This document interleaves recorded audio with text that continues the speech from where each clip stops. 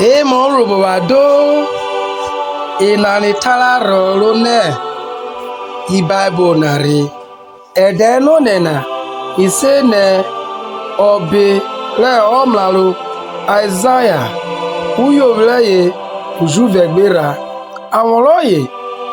ive odata okiwoda nwamevleye neve owe iro odaja evule uriedede ocherewe wodanya irarivle ochatore owe ogidi erarina chagworuwe ejogene buba otaro evu akpavare oderi Jesu Kristi mewore ise